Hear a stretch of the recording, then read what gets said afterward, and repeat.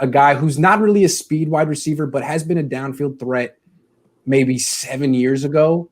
Josh Gordon. Should the 49ers sign Josh Gordon? He recently posted a picture of him and 49ers running game coordinator Mike McDaniel shaking hands before a game last season. Seems like Gordon would like to play for the 49ers and realizes there's an opening.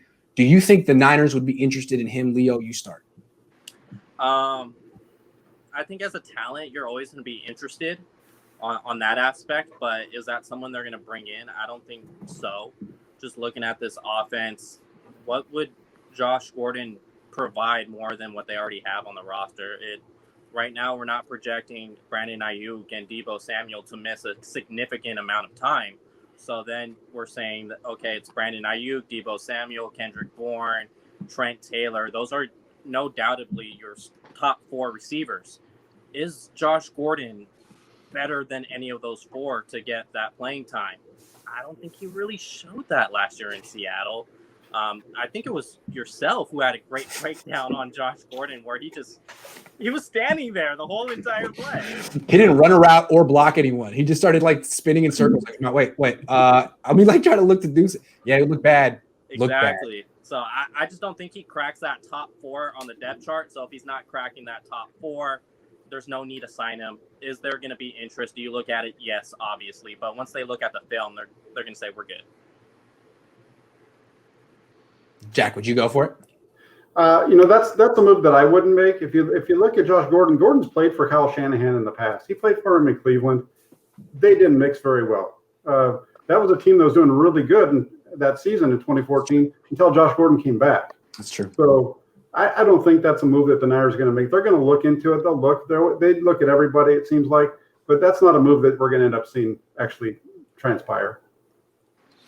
And then you just can't – I know he's turned his life around multiple times or whatever the case, but still the 49ers, anytime there's a slight inkling or even more greater than that, they're just not going to take that risk. It feels like a waste of time to them, and it's also why I don't see them ever touching Antonio Brown at any point this season. It's why I didn't see them at all touching Earl Thomas.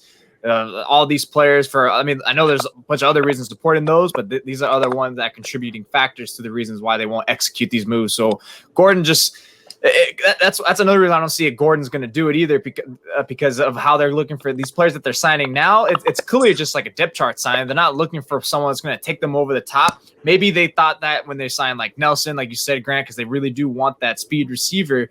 And I definitely saw them keeping Travis Benjamin pass for the 53-man. But no, Gordon, they're not going to acquire him, and I don't think they should either. I think if you're going to bring Kevin White in, it might as well, if you believe Josh Gordon truly has dropped the substance abuse problems, why not give him a shot? I think he's a pretty good deep threat, maybe not a 4.28 speed, but he gets long touchdowns. Last 2 years, he averages over 10 yards before the catch per reception, and I think he would stretch the offense. That was a nice stat. No, I totally agree with your perspective. If the Niners are at the Kevin White level, that means they're desperate for something. Desperate. And it's like, look, we saw what happened with what they did last year. They were so desperate they traded for Emmanuel Sanders, and I think it's not out of the question that they could get to that point again this year at the trade deadline. So before they make a move like that, why not give it a shot? Because, yes, he has all this history, and he probably won't work out, but it will cost you nothing. You bring him in, give him a non-guaranteed contract. If he misses meetings the first day, you cut him.